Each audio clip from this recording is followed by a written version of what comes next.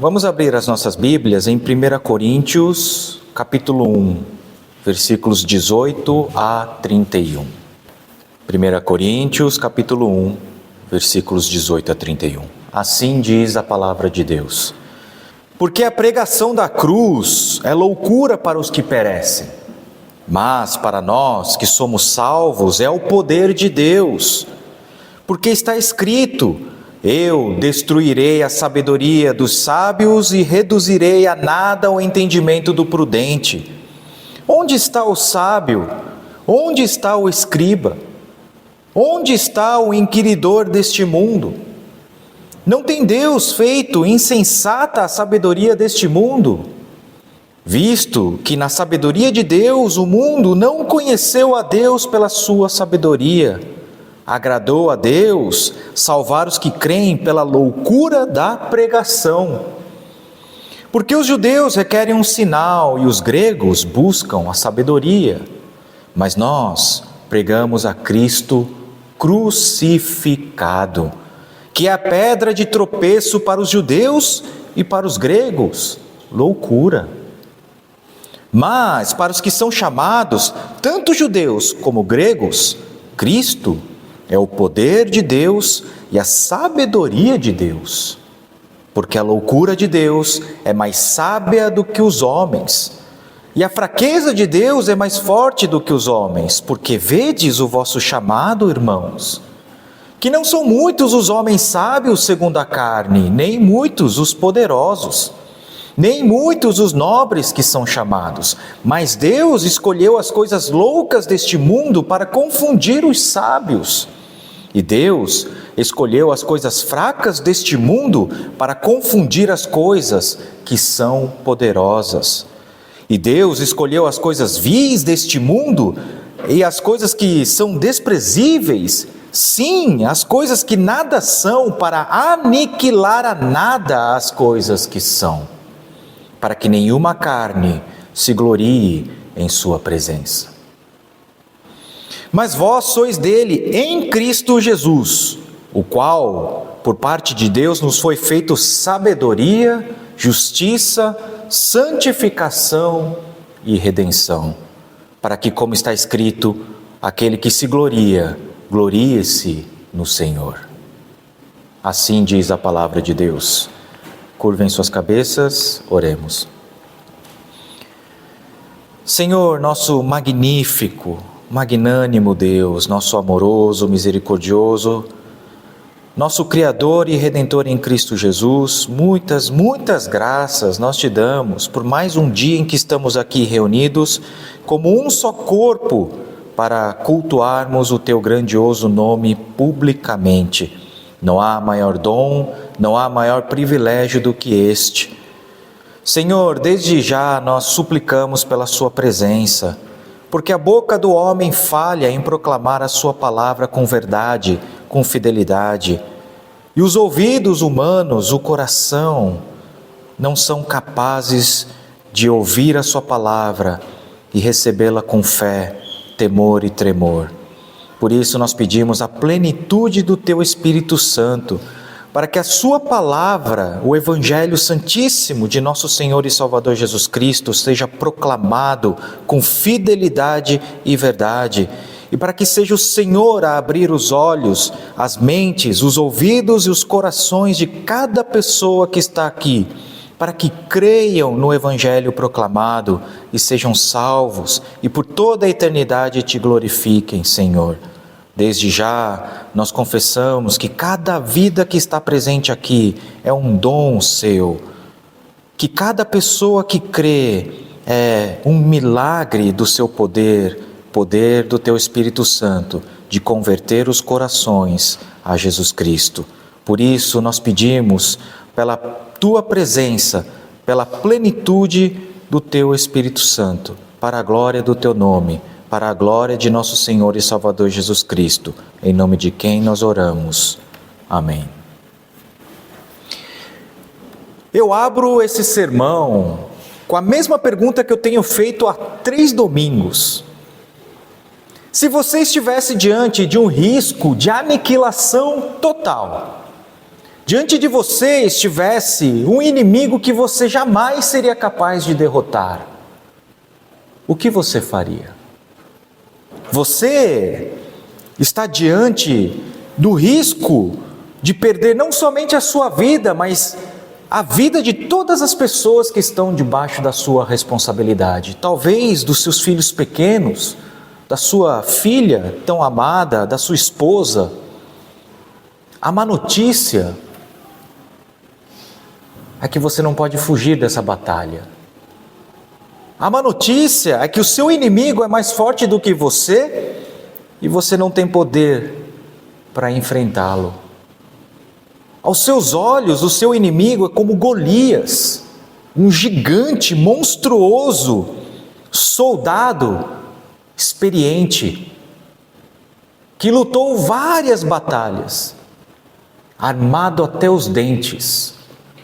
A lança parece o aguilhão de uma tecelagem. Seu escudo protege todo o corpo. Sua espada afiada está em sua cintura. A sua armadura é feita de escamas. Escamas não de peixe, escamas de serpente. Então é como se Davi estivesse diante de um monstruoso inimigo, de uma serpente, aquela velha serpente que fez com que Adão e Eva e toda a humanidade caísse. Você está diante deste inimigo e você não tem poder para derrotá-lo. Essa é a má notícia. A boa notícia é que um guerreiro poderá lutar por você. Só que aquele guerreiro que vai lutar por você é frágil, tem a metade do tamanho de Golias, sequer tem uma espada, sequer tem um escudo, armadura, ele não tem experiência em portar nada que esteja ligado à guerra. Ele é baixo, ele é um homem de boa aparência, ele está indo para o combate segurando um cajado de madeira, um estilingue e 5 pedras. Você realmente depositaria a sua vida e a vida das pessoas mais preciosas a você, a esse guerreiro? Ou você se entregaria ao poder de Golias? Mais tarde, nós sabemos o resultado dessa batalha, nós sabemos que Davi derrotou Golias. Mais tarde, Israel enfrentou outro desafio, uma coalizão de um exército formado por Israel e Síria. E Judá também tinha a mesma escolha: confiar em Deus, aqui belamente, poeticamente representado como um riacho, cujas águas correm suavemente, Siloé. Ou você, Judá, confiaria num rio muito mais poderoso, como o rio Eufrates, de águas caudalosas e que fluem impetuosamente. Em quem você confiaria a sua vida? Simplificando a pergunta, se fosse para te defender, você preferiria Golias ou um baixinho Davi? Se fosse para defender a sua casa, você confiaria a sua vida a um poder comparável ao rio Eufrates ou a um pequeno riachozinho cujas águas correm suavemente? Eu acho que a resposta, aos olhos humanos, é óbvia. Você confiaria na lógica humana, nos valores do mundo e depositaria sua vida em Golias, um gigante armado até os dentes? Você preferiria recorrer a um poderoso império representado pelo rio Eufrates, cujas águas são caudalosas e correm com velocidade? Uma outra comparação da Bíblia é o poderoso, sedutor império babilônico, representado por uma imagem de ouro fino, puríssimo, em contraste a uma pedra que foi retirada de um monte sem ajuda das mãos humanas.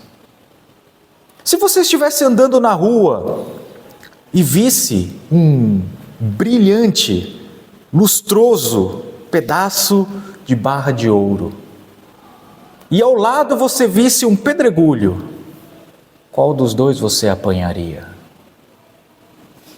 A resposta é muito simples. Com muita alegria, você apanharia a barra de ouro, achando que você foi abençoado por Deus, e talvez a pedrinha você até chutaria. Mas nós sabemos, pela palavra de Deus, que esse império reluzente, comparável ao ouro fino, a Babilônia, como todos os impérios humanos, como todos os poderes humanos, seria esmigalhado por essa pedra desprezada. Essa pedra desprezada, no final das contas, cresceria, substituiria todos os impérios humanos e se transformaria no reino de Deus. E nós vimos que esta pedra é ninguém menos do que o próprio Jesus Cristo. Então, em outras palavras, Davi, Siloé, ou esta pedrinha pequena desprezada, é o próprio Jesus Cristo pregado no Antigo Testamento, em oposição aos poderes humanos. E sempre a escolha é apresentada entre Golias e Davi, entre Eufrates e Siloé, entre o poderoso império babilônico, riquíssimo, sedutor, e uma pedra simples e desprezada. E nós sabemos o que o nosso coração pecaminoso escolhe. E a Bíblia nos adverte a respeito dessas escolhas, que se nós escolhermos Golias, Eufrates, a Babilônia, o nosso fim já está decretado. Por outro lado, se nós escolhermos aquilo que é contraintuitivo, Davi, Siloé, a pedra que os homens desprezam, se nós crermos em Cristo Jesus, nós seremos salvos. Essa é a escolha da vida de todas as pessoas. Isso define a vida e a morte. E quando eu me refiro à vida e à morte, eu quero dizer a vida eterna e a morte eterna. Mas essa escolha pode parecer óbvia quando você sabe o final da história. Você sabe que Davi venceu Golias. Então, eu vou ficar do lado do vencedor. Você sabe que no final das contas, a Assíria desapareceu, vencida pelo poder de Deus, Siloé. Você sabe que por maior que tenha sido a Babilônia, hoje não passa de ruínas. Mas eu receio que o princípio dessa escolha está presente de maneira menos óbvia na vida de cada um de vocês. Sim, hoje o mundo está saturado dessa escolha. O mundo apresenta diversos Golias em lugar do filho de Davi. O mundo apresenta diversos Eufrates em lugar do Siloé de Deus, que é Jesus Cristo. O mundo apresenta toda a sedução de um império grandioso, riquíssimo, cheio de oportunidades fantásticas de prazer, de sucesso, ao invés da pedra rejeitada, que veio a se tornar a principal pedra angular do reino de Deus, que é Jesus Cristo. E a sedução da escolha é fortíssima. Nós desejamos Golias, nós desejamos o poder, nós desejamos não a fragilidade representada por um riachozinho pequeno, nós desejamos rios caudalosos, nós desejamos prosperidade, nós desejamos o sucesso, nós desejamos o poder, não a fraqueza. Porque o fraco nesse mundo é vergonhoso. Ninguém quer se associar a um derrotado. E é por isso que apresentam qualquer outra coisa que não Jesus e Jesus crucificado. Apresentam ao mundo a teologia da glória e não a teologia da cruz. Convenhamos. É difícil de encontrar uma igreja que pregue a cruz, que pregue Jesus Cristo todos os cultos, todos os domingos, que exorte cada pessoa a viver os 7 dias da semana em Cristo Jesus, à luz daquilo que Jesus Cristo fez e principalmente porque a pregação da cruz é loucura para os que perecem. O mundo não ouve, o mundo não aceita, não valoriza. O que as pessoas querem são mensagens poderosas que prometem promessas vazias de riqueza e prosperidade. O que as pessoas querem são mensagens motivacionais que coloquem você para cima. Afinal, nossa semana já é tão difícil. Eu quero vir no domingo e ouvir mensagens positivas. Pregar a cruz faz com que as igrejas fiquem vazias. Não traz dinheiro, não traz fama, não traz poder e não enche as igrejas. Se eu quiser que as igrejas fiquem cheias, eu vou pregar aquilo que o homem pecaminoso deseja. Eu vou inundar este lugar com pregações que pregam Golias, Eufrates, ídolos de ouro e prata, disfarçados de espiritualidade. A ousadia poderia ir além. Eu poderia pregar que você é Davi e que Deus está aí para ajudá-lo a vencer os gigantes da sua vida. Moral da história: Davi venceu Golias, você pode ser Davi, e Deus está aí como seu auxiliar para fazer você vencer as gigantes barreiras da sua vida, seja lá o que essas barreiras forem. Pregam que Deus é esse poder como um rio Eufrates, como se ele fosse um rio que você, se usar as técnicas corretas, e isto é magia, você pode canalizar este rio a seu favor. Bastando que você tenha fé para conseguir todos os desejos do seu coração, porque Deus é um rio e você pode manipulá-lo usando as técnicas corretas. Eu posso ensinar no púlpito, disfarçado de espiritualidade, o desejo pelo ouro e pela prata, ao invés do desejo por Jesus Cristo que deu a vida na cruz pelo seu povo. Porque no final das contas, você se tornaria o protagonista. A Bíblia foi escrita para você, para te instruir a ser a melhor versão de si mesmo, para que você tenha sucesso, para que você tenha a experiência que preenche o vazio constante do seu coração. Você é Davi, você pode ser Golias, você pode ser quem você quiser, porque a Bíblia está aí para te servir. Você pode simplesmente ouvir o apelo moral, os conselhos pastorais, porque Jesus Cristo, como pedra angular da igreja, já nem é mais pregado. O que é pregado é um bando de princípios moralistas hipócritas. Façam isso, não façam aquilo. Sejam como Davi, não sejam como Davi quando ele pecou com Batseba.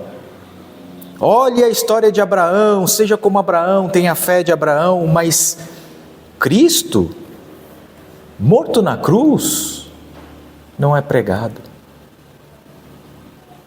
Versículo 18 da nossa passagem. Porque a pregação da cruz é loucura para os que perecem. Mas, para nós que somos salvos, a pregação da cruz é o poder de Deus. Não se enganem, justamente aquilo que é rejeitado é o poder de Deus. Davi não é você. É uma sombra de Jesus Cristo. Quando você lê a história de Davi e Golias, você não pode se colocar no lugar de Davi. Ou Davi não pode ser pregado como um princípio moral para você imitar. Não. Davi aponta para Jesus Cristo. Siloé, que bela imagem que a Bíblia nos dá a respeito do caráter de Deus, que flui como águas suaves, singelas, humildes. Os rios de água viva que correm humildemente. Quem é este rio senão Jesus Cristo? Que em meio ao perigo parece não poder salvar. Nosso coração caído, quando percebe que está em perigo iminente, prefere se voltar para poderes muito mais opulentos. Mas não. Jesus Cristo é o rio de águas vivas, que salva por toda a eternidade. Não é uma lista de afazeres morais que vai salvar você. É Jesus, é a pedra angular da igreja que te salvará. Ele é a razão de ser da igreja. Tudo gira ao redor de Jesus. O culto, a palavra, o louvor, a sua vida, suas atividades, tudo você faz em Cristo Jesus em resposta ao que Ele fez na cruz. Tome cuidado para que você não esteja perseguindo um falso Cristo. Um desses que muitos têm apresentado. Que na verdade, se você olhar a descrição desse falso Cristo, não passa de Golias, não passa do Eufrates, não passa do Império Babilônico disfarçado de Jesus Cristo. Não. Para nós que somos salvos, a pregação da cruz é o poder de Deus. Versículo 19, porque está escrito, eu destruirei a sabedoria dos sábios e reduzirei a nada o entendimento do prudente. Onde está o sábio? Onde está o escriba? Onde está o inquiridor deste mundo? Não tem Deus feito insensata a sabedoria deste mundo? A sabedoria deste mundo é insensatez, é loucura. Esses falsos cristos, por mais que proclamem a vida, por mais que deem uma lista de moralidade para vocês, ética, por mais que apresentem princípios de espiritualidade, na verdade são o oposto, porque qualquer mensagem que não apresente o Evangelho é loucura, porque produzirá a morte. Se eu subir neste púlpito para pregar uma lista de afazeres, para apontar o dedo para vocês, dizendo tudo aquilo que vocês fazem de errado, vocês não prestam, sejam como Davi, e não pregar a cruz de Cristo, por mais esplêndida que seja a minha pregação, por mais belas que sejam as minhas palavras, por melhores e exaltados que sejam os princípios éticos apresentados neste púlpito, minha mensagem não terá poder algum e eu serei um mentiroso. E aquilo que eu estaria apresentando aqui seria loucura. Versículo 21. Visto que na sabedoria de Deus, o mundo não conheceu a Deus pela sua sabedoria. Por isso, agradou a Deus salvar os que creem pela loucura da pregação. Veja só a loucura. Há um bando de pecadores, vocês, há um bando de pessoas que não prestam, ao invés de eu subir no púlpito para condená-los, eu subo no púlpito para pregar que Jesus morreu na cruz por cada um de vocês. E que se vocês crerem em Cristo Jesus, não importa o tamanho do pecado que vocês cometeram, vocês serão perdoados. A loucura do mundo escolherá o oposto de Deus, escolherá Golias, escolherá Eufrates, escolherá a sedutora Babilônia, escolherá este mundo, mas isso é insanidade, porque essa escolha, no final das contas, conduzirá para a morte eterna. A sabedoria de Deus, por outro lado, salva pela loucura de crer no filho de Davi, pela loucura de crer em Siloé, de valorizar uma pedra rejeitada mais do que um império de ouro fino, que é Jesus Cristo. Ao invés de poderosas mensagens morais, ao invés de poderosas mensagens motivacionais, filosóficas, teologia sistemática, mensagens terapêuticas, de prosperidade, de milagre, de curas. Não, está escrito: agradou a Deus salvar os que creem pela loucura da pregação da cruz de Cristo.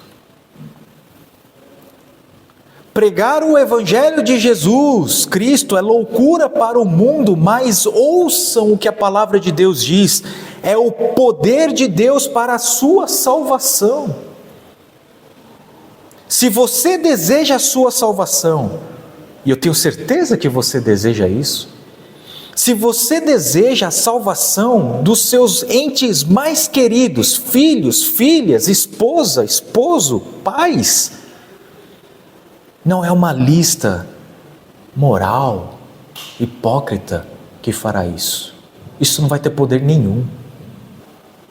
Não vai ser um show pirotécnico de manifestações de espírito.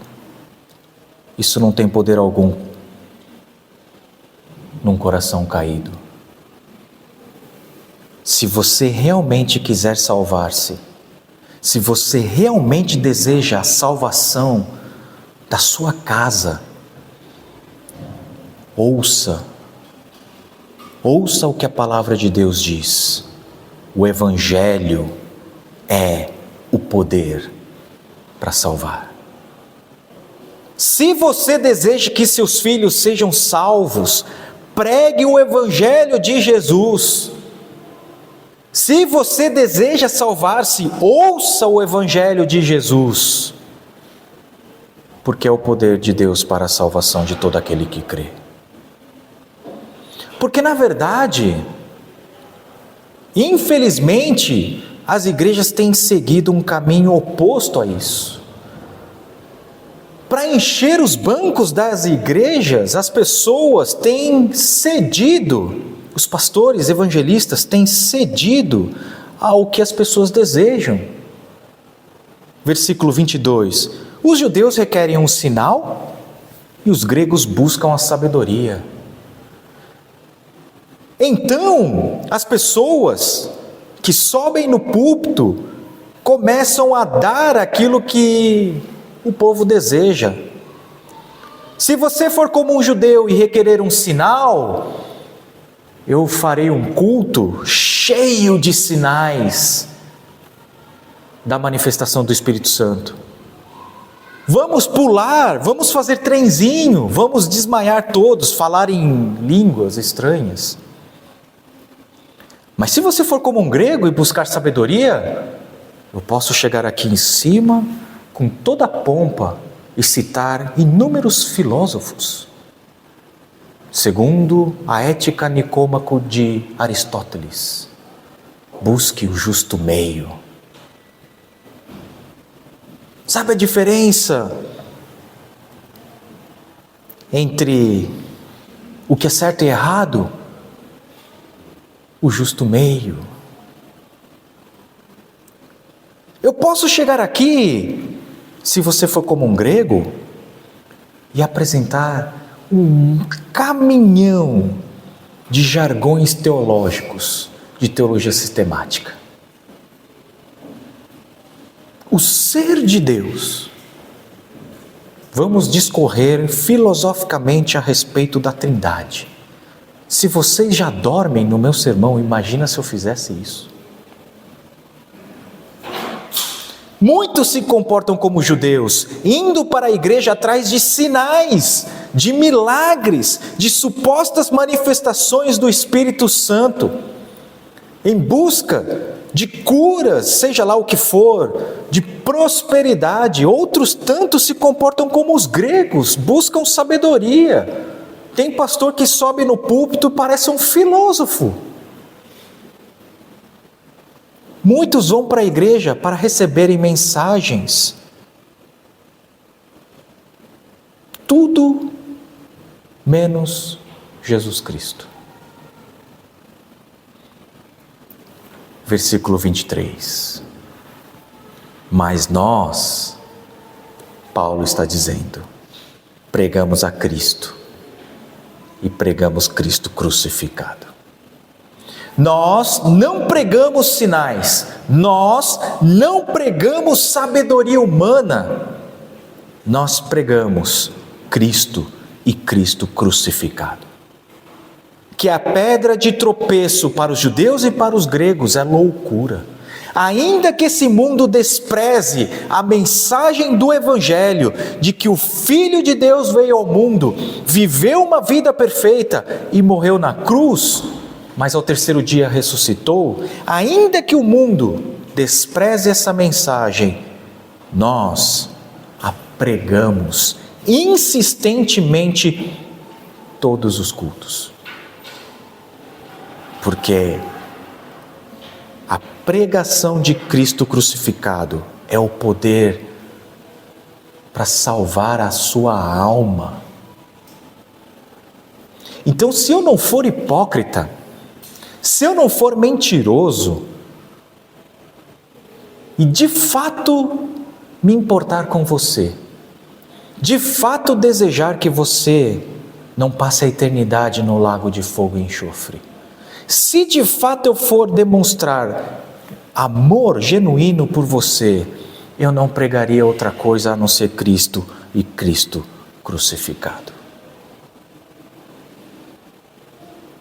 E se você ama a si mesmo, e se você é capaz de amar os seus entes mais queridos com amor legítimo, você não desejará outra coisa a não ser Cristo e Cristo crucificado. Veja, a Bíblia já definiu todo o conteúdo da pregação: Cristo crucificado. Qualquer pregação que não pregue Cristo Jesus, que não pregue Cristo Jesus crucificado, é falso. O pregador não quer se associar com a pedra de tropeço, não quer se associar com a loucura, mas essa loucura, essa pedra de tropeço é o único poder capaz de salvá-los do lago de fogo e enxofre. Mas a igreja não está pregando Jesus Cristo crucificado. Prega o que o coração humano deseja. E insisto, o coração humano deseja Golias, deseja o poder como o rio Eufrates, a riqueza da Babilônia. Mas veja, versículo 24. Para os que são chamados, tanto judeus como gregos, Cristo é o poder de Deus e a sabedoria de Deus. Cristo Jesus, Jesus Cristo é o poder de Deus. É o poder para salvar a sua vida. Eu diria, a palavra de Deus diz, é o único poder capaz de salvar a sua vida. É a sabedoria de Deus para salvar a sua vida. Não é um conjunto de moralidades, não é um conjunto de filosofia. Cristo Jesus é o poder de Deus e a sabedoria de Deus. Versículo 25. Porque a loucura de Deus é mais sábia do que os homens, e a fraqueza de Deus é mais forte do que os homens. Porque nós sabemos que Davi, a fraqueza de Deus, venceu o monstro Golias, armado até os dentes, representando a serpente em sua própria armadura. Nós sabemos que Siloé é o rio da vida e não Eufrates. E nós sabemos que a pedra desprezada, na verdade, é a principal pedra da construção do reino de Deus. E da mesma forma, a loucura de Deus, aquilo que o mundo rejeita, aquilo que faz com que as igrejas fiquem vazias, a pregação de Jesus Cristo e Jesus Cristo crucificado, é mais sábio do que a sabedoria dos homens.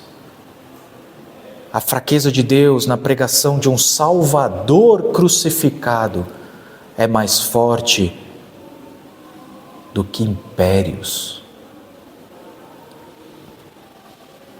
E isso se reflete no nosso cotidiano, versículo 26.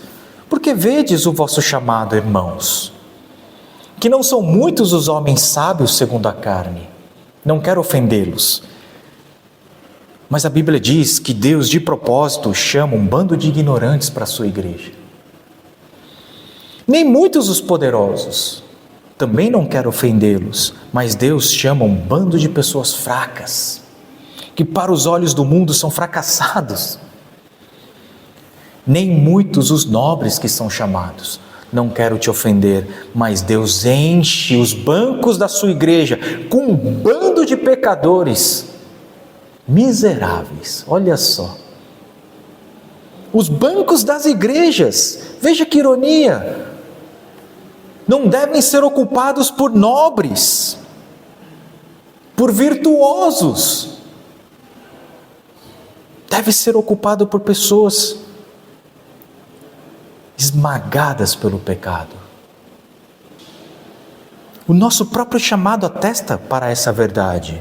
Nós não somos sábios, segundo a carne, nós não somos poderosos, nobres, nem virtuosos. Levanta a mão quem não tem pecado. Vergonhoso.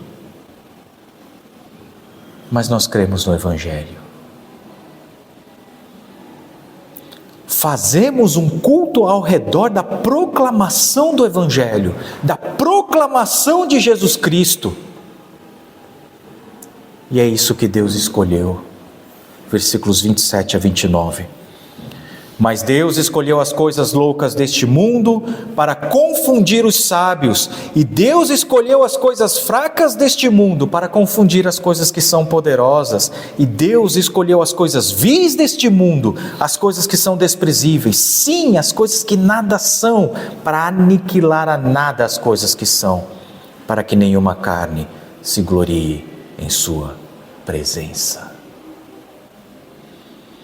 Quando alguém compreende isso, quando alguém compreende que foi salvo pelo filho de Davi, um servo sofredor, um pastor que deu a vida pelas suas ovelhas, que foi crucificado na cruz, e não somente salvou você do justo juízo que você de fato merecia, mas derrotou de uma vez por todas o mal, Satanás, a antiga serpente que causou a queda da humanidade. Essa pessoa passa a louvar, adorar, glorificar a Deus. Em Cristo Jesus eu tive os meus terríveis e vergonhosos pecados cobertos. E por isso que essa pessoa rende glórias a Deus pela salvação, porque nenhuma carne se gloriará de si mesma diante de Deus. Deus me salvou porque eu era virtuoso. Deus me salvou porque eu era sujeito boa praça.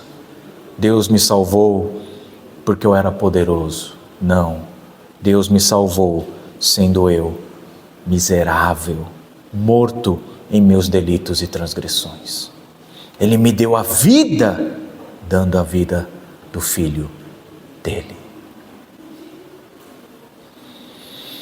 Versículo 30. Mas vós sois dele em Cristo Jesus, o qual por parte de Deus nos foi feito sabedoria, justiça, santificação e redenção. Isto é, você nunca será de Deus pelos seus próprios méritos, tentando obedecer uma lista de moralidade que eu te passar. Você nunca é sábio o suficiente, justo o suficiente, santo o suficiente.